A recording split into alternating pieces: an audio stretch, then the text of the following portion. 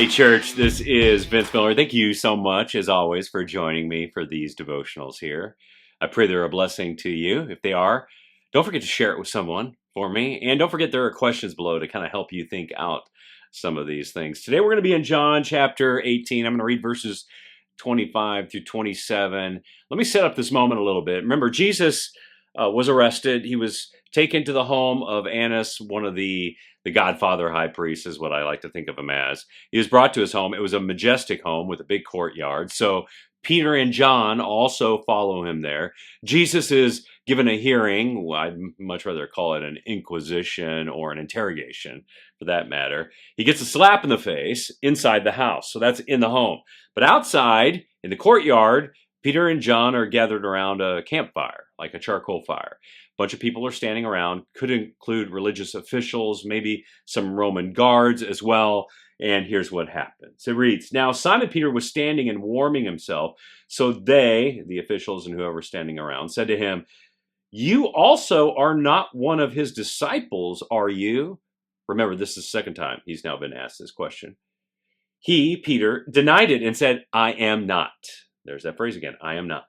Well, one of the servants of the high priest, a relative of the man whose ear Peter had cut off, so this would be a relative of Malchus, right, asked, "Did I not see you in the garden with him?" And Peter again denied it, and at once a rooster crowed. There's that moment that Jesus predicted. We got a note here that John, who is the author of this book, by the way, intentionally points out the differences, the delta between Jesus and Peter. He has already contrasted Peter's declaration, "I am not," with Jesus's declaration, "I am he." He now points out the contrast between Peter's rejection of his actual association and identity as a follower and now Jesus' acceptance of his association and identity as a son of God. Thus, one man, Peter, rejects his integrity, and the other, Jesus, upholds his integrity. So that's the contrast here. And John is pointing all this out. But as easy as it is to point out Peter's trifold denial and lack of integrity, Peter actually is just a caricature of all of us, isn't he? I mean, at some point, every man has made spiritual promises and commitments that he has failed to uphold, right? Every man has been publicly silent when given opportunities to share his faith. Every man has compromised his spiritual values and given way to fear over living out his faith. So we kind of need to be careful here about pointing a finger at Peter because, well, we have all been this man.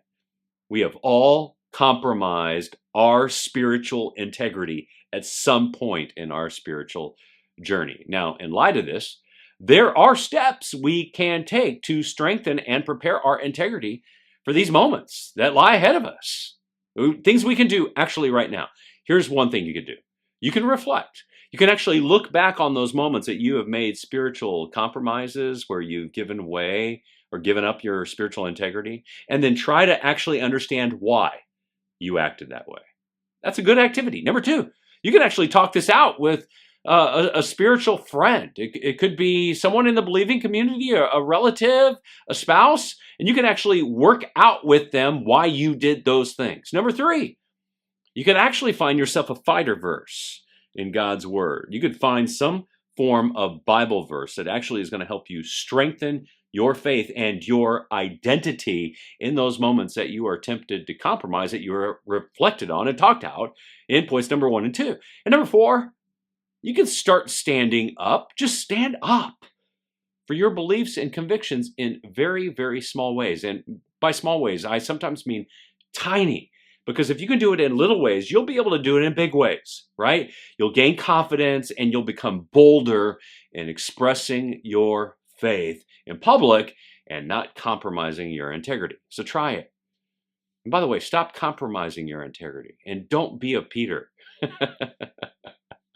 Someone's going to write to me about that, I promise you. I love you guys. I pray this blesses you.